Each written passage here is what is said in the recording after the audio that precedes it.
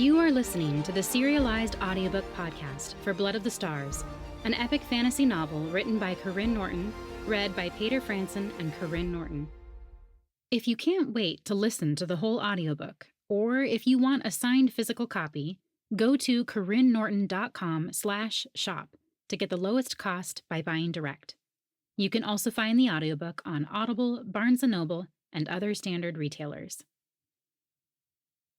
Please enjoy the next installment of Blood of the Stars by Karyne Norton.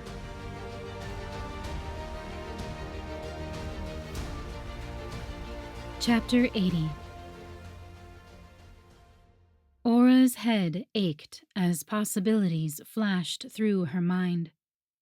She hadn't meant to use the magic, hadn't wanted to waste it, but in her weakened state, it was harder to control it. She followed home across the battlements, crouching low to avoid arrows flying from their own people at the fortress's base. But her mind sifted through 100 scenarios, her eyes seeing various avenues of death and destruction instead of the stones beneath her feet. Splitting up had been the only way to keep everyone alive at the time, but even then, too many of the paths still held death. "We should go back," Marnock hissed. "All of these soldiers are occupied fighting. There's no sign of Mavis." Aura's mind went in reverse, starting the process over again, sifting through all the options stemming from Marnock's suggestion. She shook her head to clear it, then winced as pain lanced through the back of her neck. She hadn't had enough time in the sun's light. Wasn't sure she ever could anymore. Not if she wanted to reach her previous potential. "What about Garen's idea?" Kendallin asked. "Should we steal parapets and use up our arrows? It's not like they'll be any good once we join the others. Unless Mavis is riding her dragon." Her mouth turned down. Aura's mind raced in a different direction, flying through the fortress walls to calculate the number of scenarios in which that might happen. She grasped the sides of her head and squeezed her eyes shut, willing her mind to settle and focus, to hold the magic at bay until it could be put to better use. "Are you all right?" Marnock asked. He placed a hand on her arm, and she sensed his efforts to push his energy into her. He still wasn't aware of the extent of his power, or what left it limited. But that wasn't her secret to reveal. And it made no difference, because his energy couldn't touch her. Their magic was like oil and water, something that used to make her feel empowered, but now left her lonely. "I'll be fine," she said. "Those three," Kendallin whispered, pointing at 3 soldiers kneeling at arrow slits, their quivers nearly empty. "They were terrified to go into battle, even scared to come out on the parapets. They're only here because desertion means being fed to Durakan." Aura's chest ached, and her mind grew desperate to search that truth out for herself. Dragons didn't typically eat humans, but did this one? Had she been wrong about him? She no longer trusted herself or her magic, let alone her intuitions.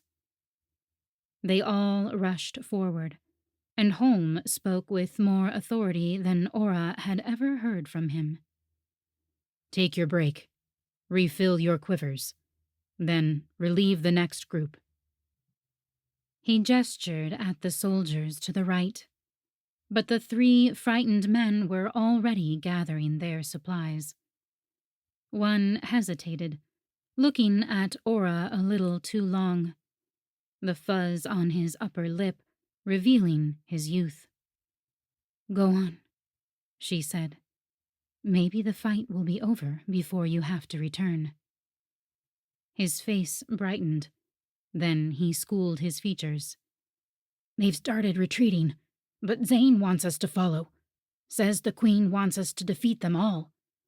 When our arrows can no longer reach, we're to head to the outer courtyard." Aura nodded and took his place against the wall facing the bailey. "Then I'll see you there." She didn't wait for him to reply. She wedged herself against the stone until she could see through the arrow slit. The destruction below teased her mind, making her want to weigh out the options and dig through each scenario. But she reined in her power, focusing on the truth of the moment and what needed to be done. A blanket of bodies stretched from the inner courtyard to the gate, a patchwork of black and red leather, gray skin and brown. The sun glinted off pools of red and silver blood, like jewels sewn on. She swallowed hard, then switched to an arrow slit at the opposite wall. The trail of bodies extended past the gate, thinning out as the carnage drew closer to the forest line, where a number of soldiers and Winnicks still fought. "It's almost too late already," Marnock said, his voice muffled as he leaned against the arrow slit beside her. Most of the soldiers were getting too far from the castle wall to take aim at them, but not all.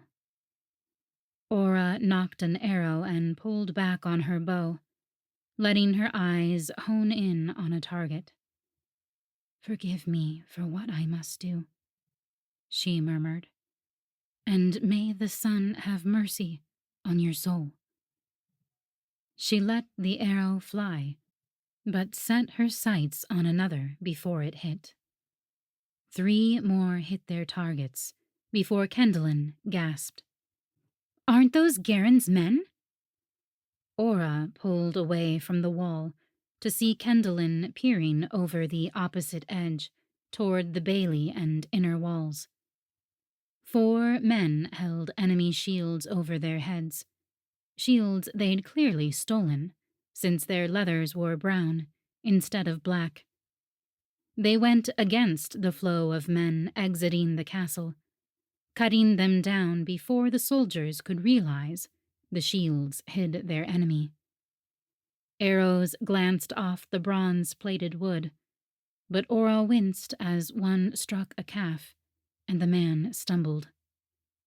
She caught a glimpse of Breve and Larkos as the men righted themselves. "What are they doing?" Holm asked. Aura couldn't help smiling. "Going against orders." Kendallin let out a huff of air, but raised her bow, taking out a few of Mavis's soldiers heading toward the sailors. "Hey!" A soldier to their right pulled back from the battlement's edge. "Watch your aim!" He glared at Kendallin, who shrugged apologetically. The soldier's glare turned suspicious, but he soon went back to his arrow slit. "We can't stay here much longer," Marnock whispered. "Otherwise, we'll end up fighting all the soldiers up here, on top of those down below." Aura peeked over the edge again, watching as Larkos, Breve, Riverin, and Thalahan all made it safely into the main hall. Not that they would be very safe in there.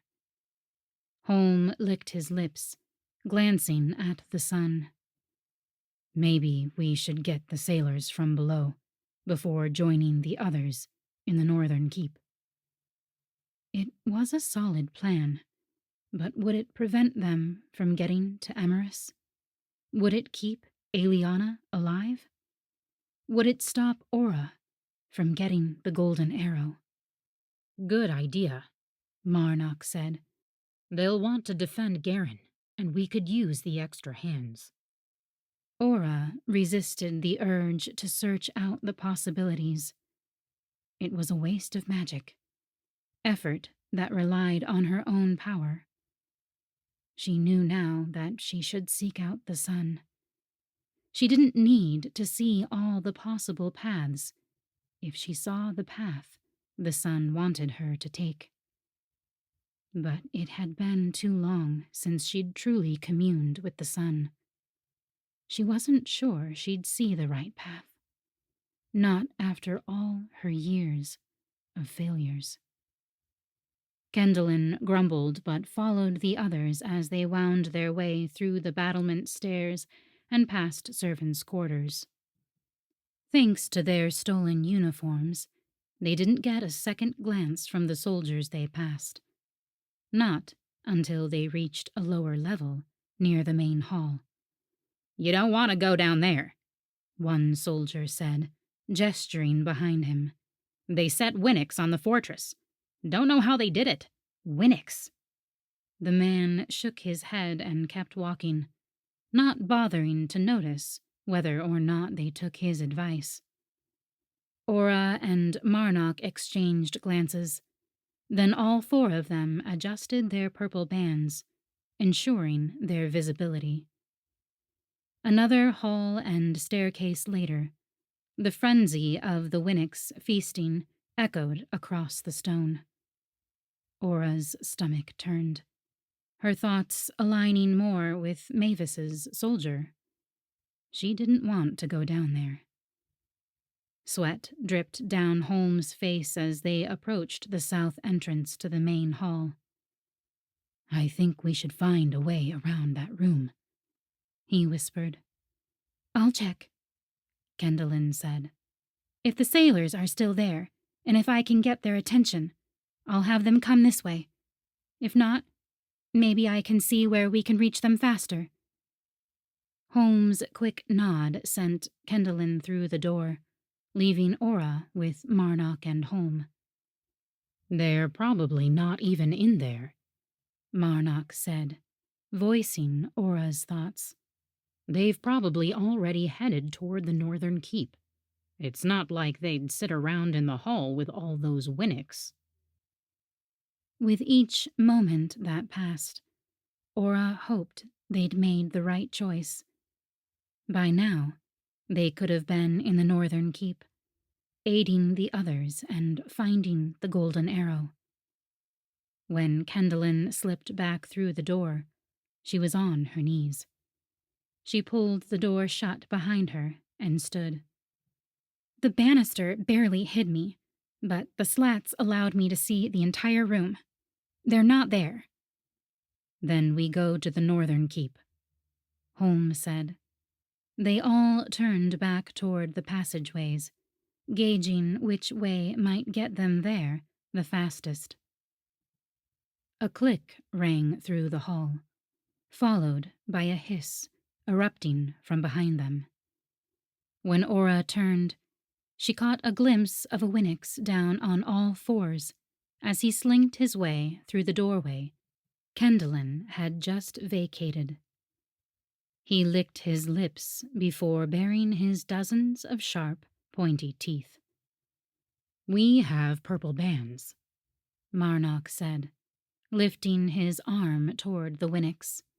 We'll honor our agreement if you honor it too. Valk made a promise, the Winix said with a cackle.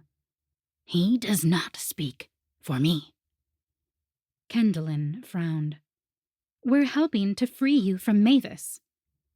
Or we helped you. The Winix shrugged and continued advancing. Kendallin pulled out her dagger, but before he got within range, Marnock loosed an arrow. At that short distance, the arrow drove deep into the Winix's belly, making it hunch over and groan in pain. Let's go. Marnock led the way up the stairs as the Winix fell to his knees. The Winnicks let out a soft howl, and they all paused, holding their breath. A returning howl sounded from the main hall. Kendalyn's eyes widened, and she raced past Aura, through a servant's door instead of the standard halls. The cramped passageways felt like a trap, the darkness in favor of the Winnicks, but only if the Winnicks had seen and followed. The rumble of footsteps sounded behind them, occasionally fading as they gained distance, then rising as the crowd of Winnicks likely grew to a stampede. The grunts and howls grew more muffled, but soon they couldn't tell if the Winnicks were only in the main rooms beside them, or if they were also in the tight passageways following them. When the servants' corridor finally spilled out into a larger hall, they all blinked against the light streaming in through the window at the hall's end. In the back of Aura's mind, she breathed a sigh of relief that the sun still shone. They still had time. The faint scuffling of the Winnicks grew louder. Before them, the passageway split around a large iron door. As Holm pulled them to the right, the door's hinges creaked, and it opened. A tall soldier with skin so pale it seemed translucent frowned down at the four of them, taking in their disheveled uniforms and fast breathing, his eyes narrowing on the purple bands. A dozen others stood behind him, their polished uniforms showing no sign of battle, though all their palms held deep, black branding marks. "What are you doing up here?" the first man asked. "Only generals are allowed in these quarters, and you can't all be messengers." He pulled a sword from his belt, and the rest followed, brandishing their weapons as though ready to run the newcomers through without hearing an explanation. Aura closed her eyes, searching through the possibilities ending in life. But she was too distracted by the feral growls hitting her ears. She turned to see Silver Skin rounding the corner, and the frenzied Winnicks picking up their pace. The soldier swore, dropping his sword to pull the iron door back in its place. But half the men inside pushed forward, perhaps unaware of the Winnicks and eager to do battle, forcing the doors back open. "Come on," Holm shouted, pulling Kendalyn's arm to the right. The four of them raced out through a different door onto another battlement. As the door shut behind them, Aura caught sight of the Winnicks leaping on Mavis's soldiers. They all paused for a moment, heaving deep breaths and licking their dry lips. "Let's go," Holm said. "Whichever group survives, they'll be after us." Chapter 81. The scent of blood filled Eliana's nostrils before she registered the battle around her. 2 soldiers lay near the entrance, while 2 others fought Karyne and Cyrus, their blades moving at vicious speeds on her left. To her right, Lukai crouched over Jasperus, healing a wound on his side, while Veldon fended off 2 other soldiers' swords with his own. Beyond them all, Arvid and Silmar faced off. Arvid's hands already drenched in the blood of a 3rd dead soldier at his feet. Eliana shivered, wondering if he was taking advantage of the dead soldier's blood, or if he'd killed the soldier himself to extract more power. The goosebumps on her skin rose higher as the familiar sense of dread settled around her. Arvid would let the dark spirits fuse with him. He'd let them take over, knowing they could do far more damage than he could do on his own. She had to stop him before he reached that point. And she had to resist the spirit's pull on her. She drew out her dagger with a shaking hand. He would see her coming and probably force her to turn the dagger on herself. He'd always preferred using her blood to his own. She tossed the dagger behind her and stepped forward, ignoring Iris's calls of protest. The men would have protested too if they weren't already busy fighting for their lives. She winced as a sword tip came deathly close to Garen's neck, another slicing the air near Cyrus's liver. But their distraction cleared a path for her to make her way to Arvid. He reached for the wall behind him, letting it crumble just so he could send the stones flying toward Silmar, whose molten staff became a shield. Cold wind blew in through the missing portion of the wall, brushing across Aeliana's face and stinging her cheeks, reminding her of just how high up the cliff's face they'd traveled within the fortress walls. The men didn't speak, their glares intently focused on each other, assessing one another's power and weaknesses. Aeliana did the same with fresh eyes. The last time she'd watched Arvid use blood magic, it had felt like an unlimited well he could draw from. But now she understood it better. His magic was as limited as Silmar's, maybe even more so, because his either remained stuck at the hub of the wheel, forcing him to manipulate objects around him, or he skipped to the rim, creating fire that could harm himself as much as Silmar.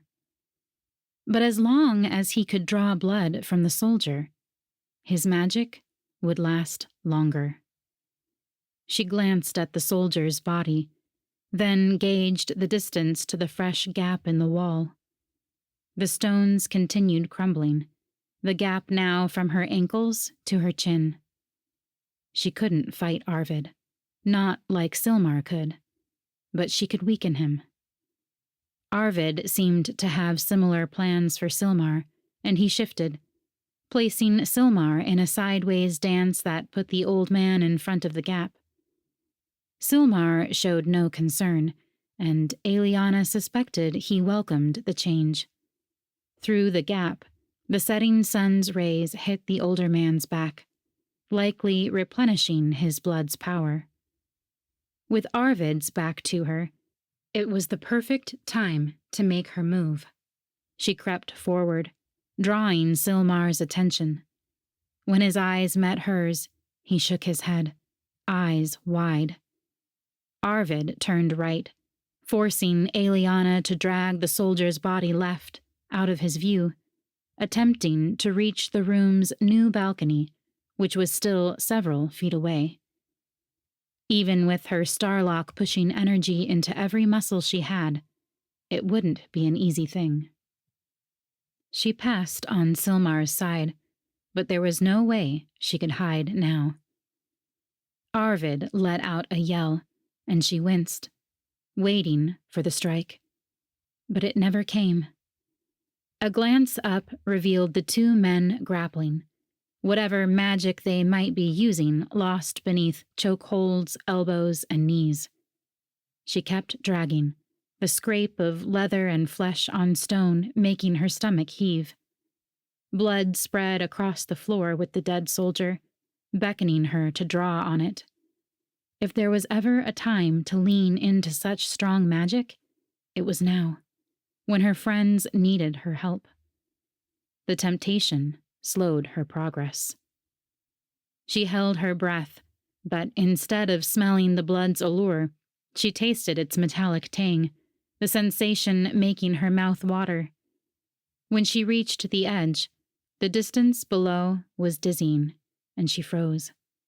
waiting for her vision to still as she gripped the broken stones jutting out from the wall. Silmar grunted from behind her, and when bones cracked, both men hollered, jarring her from her stupor. She glanced back to see them separated once more, Silmar's nose bleeding into his beard, and Arvid's left arm tucked in close to his chest. She bent down, shoving the corpse as close to the edge as she dared to get. When the body's weight finally shifted and pulled the soldier over the lip, she nearly tumbled with it, falling flat on her stomach with her palms scraping against the jagged edges of the floor. She scrambled back, running into someone she didn't anticipate. She whipped around, reaching for the dagger she no longer had, then instinctually lifted a knee, aiming for a groin. Karyne sidestepped her at the last moment, crying out in surprise before angling her away from Arvid and Silmar. "Are you all right?" He gripped her elbows and held her steady. "Sorry." Her breath came out in ragged gasps. She glanced back at Arvid's hands, where the blood had dried up, and hopefully the magic with it. "We need to get rid of the bodies. He's using them." Karyne followed her gaze, catching on without more of an explanation. He pulled Lukai from Jasperus's side, and then together they grabbed the two closest dead soldiers. After skirting Arvid and Silmar, they tossed the bodies over the edge like sacks of potatoes. They each returned for another, eliminating Arvid's sources of power far quicker than Aeliana could have. Jasperus sat against the wall, no longer bleeding, but still spent from his injury. Of the two soldiers who had been fighting Veldin, only one remained upright, now forced to defend himself against Cyrus's attacks while still battling Veldin. He wouldn't last long. Aeliana bit her lip, studying the blood still on the floor, hoping it wasn't enough for Arvid to use. As if he could hear her thoughts, he started laughing, and Karyne stumbled at the room's edge, the last of the dead soldiers in his arms. "Karyne!" Aeliana shouted. Her heart lurched as he dropped the man like all the others, then bent forward as if a string might be connecting them before barely catching himself against the wall's sharp edge. When he turned back around, his face held a grimace. His right hand gripped his forearm, now drenched in blood from a deep gash, and he took a few uneven steps toward Aeliana. Arvid intercepted him, wrapping an arm around the prince's neck.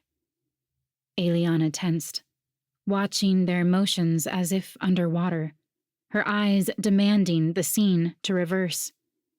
But there Arvid stood, holding a knife to Karyne's neck, stretching his other hand over the fresh cut on Karyne's arm.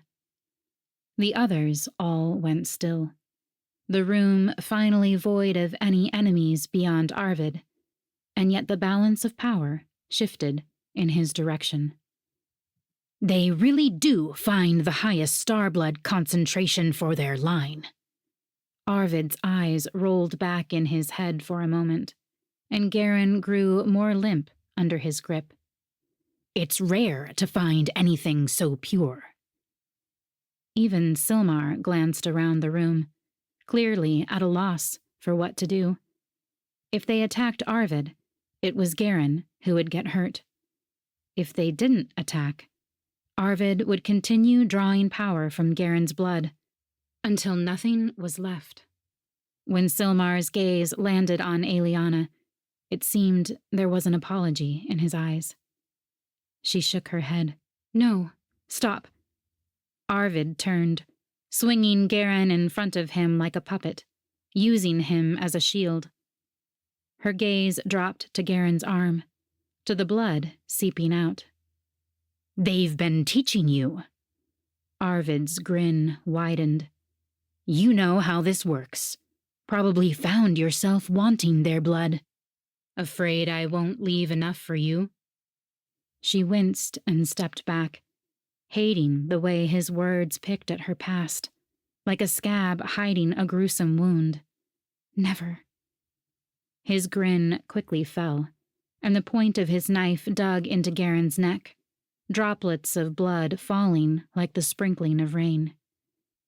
"You could have been as great as Mavis by now, if you'd stuck with us. They've weakened you." His fingers tightened on Garen's forearm, widening his wound so the blood spilled over, making the prince moan in his half-conscious state. "A small taste of this, and you could see how far blood magic could take you." She closed her eyes, unsure if it was to block out the temptation or to focus better. Garen's blood practically sang to her, Arvid's words ringing with a truth she'd never sensed in the past. If anything, that should make her more wary. The only reason he'd offer her power would be if he knew it would break her in some way. She took a step closer. "No, Eliana," Lukai hissed from behind her.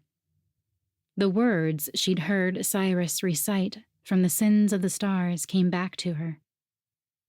"The closer you stand, the louder its call." She muttered the quote, almost like an incantation, then took another step forward. The scent of Garen's blood grew stronger, permeating the air in a way that heightened her other senses. In all her training with Lukai, she'd never been exposed to this much starblood. She was heady with it, the reverent words coming more like a childhood rhyme. "Flee while it whispers, or suffer its fall." Another step brought her close enough to touch Garen's arm. Arvid adjusted his grip, leaving space for her to place her hand over Garen's wound. When she did, she sensed her blood's itch to draw his energy into herself, like the leeches she'd used years before. She hardly murmured the last words, but Cyrus joined in, his voice drowning out hers.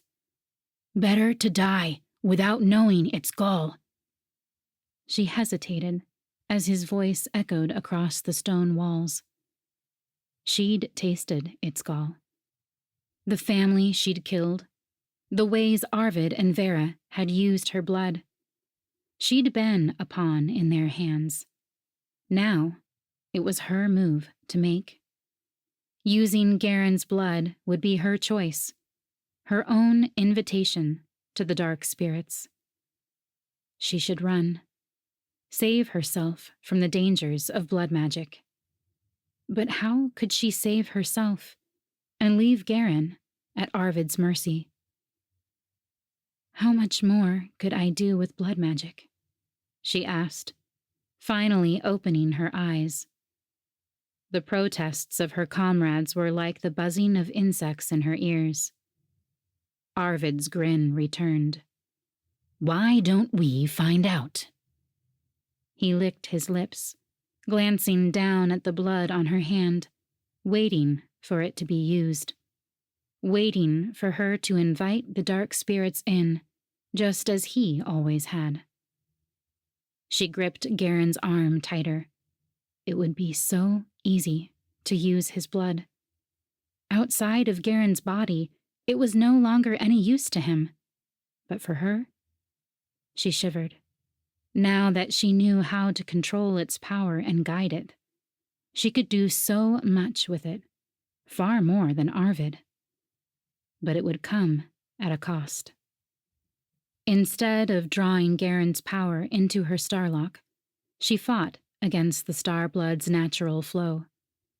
She let her power flow out, driving his energy source back in.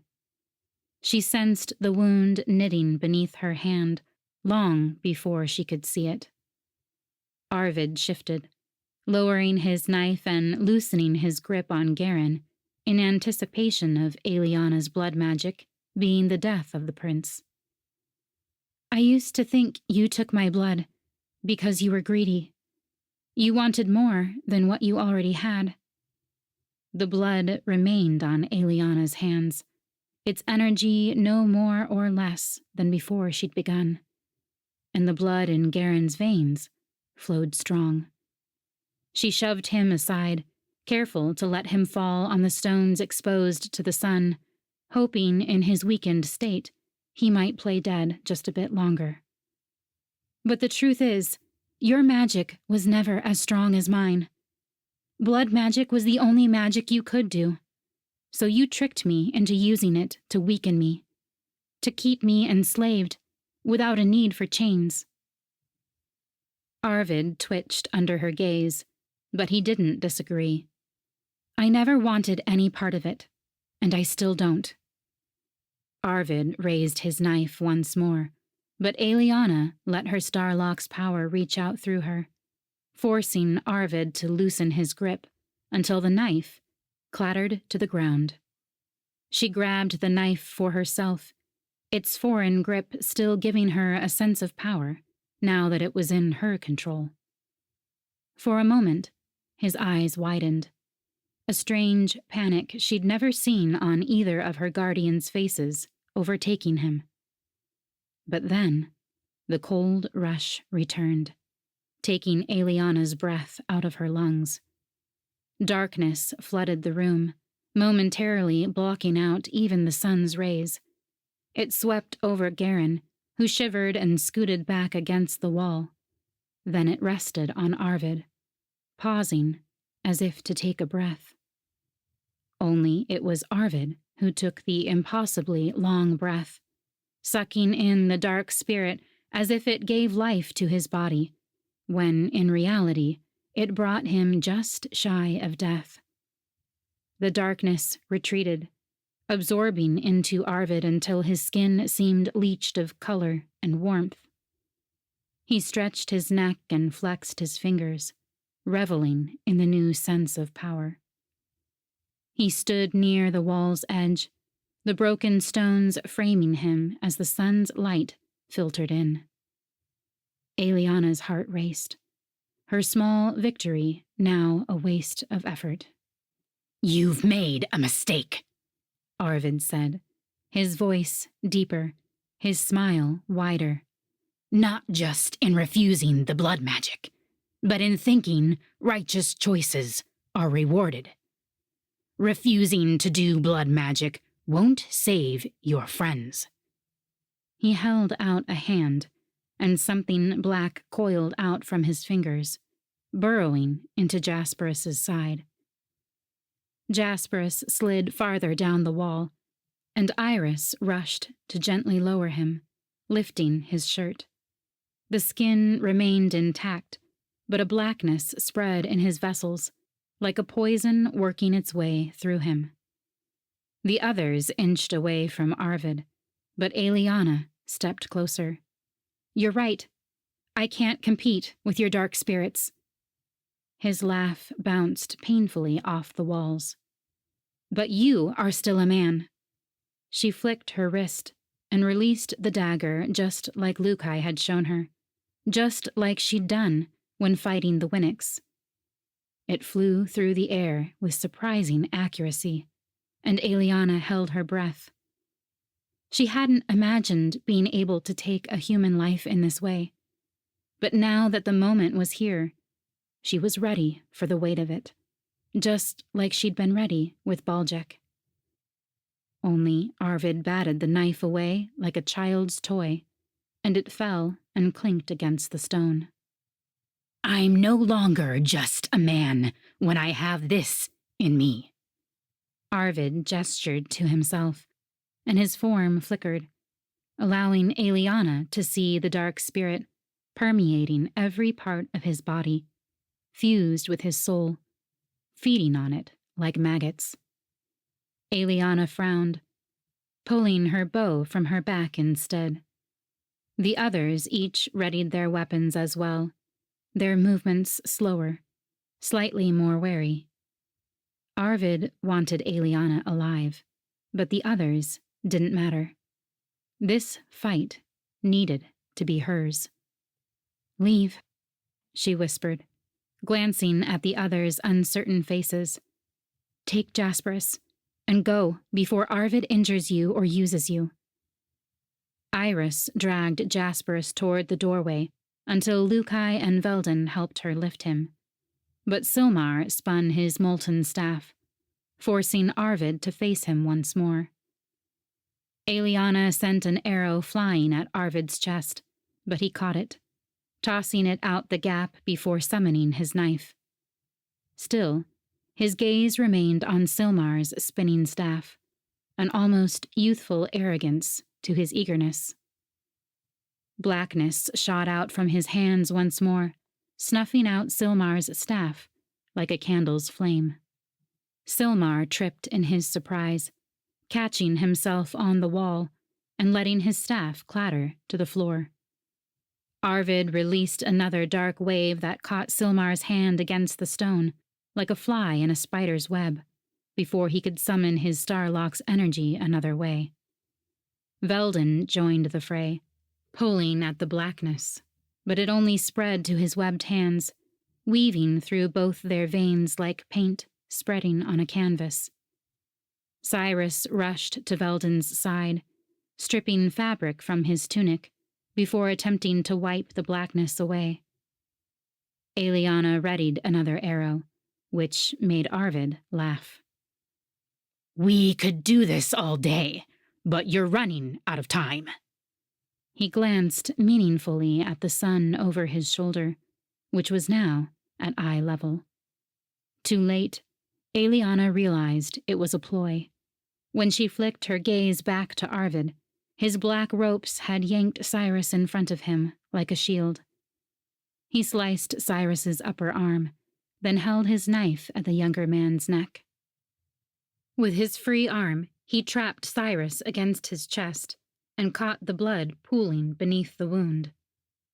Arvid's eyes widened as he sensed the lack of star blood. "Did you and your dark spirit forget Cyrus is human?" Eliana almost felt like laughing, but Cyrus groaned, then twisted away from Arvid's knife until he had an arm free.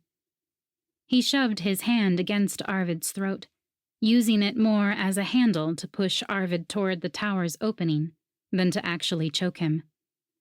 Arvid latched onto Cyrus's wrist, pulling the younger man with him. Blackness oozed out from his hands, but it hovered, more like the dark spirit assessed its safety with Arvid. As they reached the opening, Arvid placed one hand on the surrounding stone for balance, ready to drive Cyrus over the edge. Eliana steadied the arrow at her cheek and took one final shot. This time, the older man wasn't watching to defend it, and this time the dark spirit sensed Arvid wasn't worth it. The arrow struck Arvid's wrist. He lost his grip and balance, scrabbling for purchase. He nearly pulled Cyrus with him as he tumbled over the edge, but Karyne snatched Cyrus's feet to stop his fall. Both men landed hard, Cyrus's torso hanging over the edge of the gap. Eliana rushed forward, helping them get clear of the opening. Her hands shook as she peered over the edge, thankful she couldn't see the evidence of her actions. She closed her eyes anyway, her mind reliving the moment of the arrow entering Arvid's flesh with a thunk before he disappeared over the edge. She'd killed him, just like Baljek and just like the children at the farm. No, the children at the farm had been killed by the dark spirits. The dark spirits Arvid had welcomed in. Numbness crept through her, replacing the guilt that warred with justification. "Are you all right?" Karyne tugged on her sleeve, his concerned eyes taking in every part of her face. "Of course, it's Cyrus who is in danger. That's not what—" Karyne cut off, placing a hand on her cheek, the warmth of his skin seeping into the icy chill left from the arrow's flight from her bow. You had to do it. You did the right thing. Doesn't mean it was easy." She looked away, her gaze resting on Cyrus's pale face, his freckles standing out like targets for the enemy. "Are you all right?" This time the question came slower from Garen's lips, like he wanted her to assess each word individually before she gave her answer. He would only accept the truth. "None of us will be after tonight." She kept her eyes on Cyrus. "But my friend is alive. The weight will grow lighter." When she glanced at Garen, he nodded slowly. Fresh panic hit her, and she patted at the pocket of her shirt. The vial of blood still sat there, mercifully intact. Shouts rose through the room as Silmar called the others back in.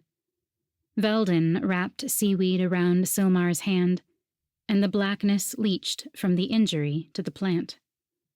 "Give this to Jasperus," Veldin said, handing a bit of the plant to Cyrus. With all the noise, it took a moment for Eliana to notice the small door in the room and the quiet pounding that came from behind it. She stepped forward, placing her ear against the wood.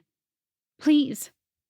The weak cry sounded feminine, and the soft pounding came again, like the fist of an arm that no longer had the strength to rise off the wood. "Please, help." "Mother?" Eliana called. The room went silent on both sides of the door. "Mother, is that you?" The pounding turned frantic, the sobs beyond it equally panicked. Veldin rushed to Eliana's side, working to pick the lock. It wasn't the right time to care, but Eliana couldn't help smoothing a hand over her messy braid and down her soiled uniform. Her face felt caked with mud, more likely blood. What would her mother think of her? When the door opened, a woman tumbled out, her hair short and matted and her dress stained. Still, her body remained hale and hearty, and her green eyes clear. She trained them on Eliana as she righted herself, soaking in every detail as Eliana did the same. "My baby," her mother breathed out before wrapping her arms around Eliana.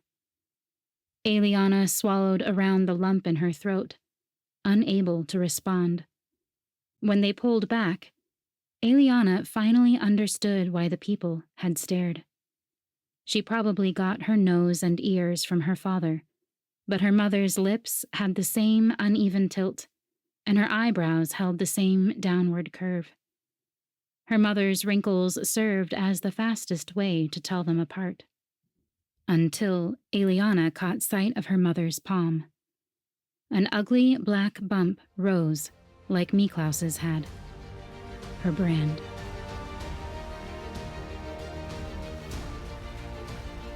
I hope you enjoyed listening to the latest installment of Blood of the Stars by Karyne Norton.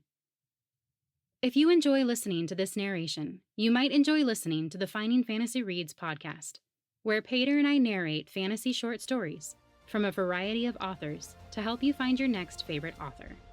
Check it out at findingfantasyreads.com. Thanks so much for listening.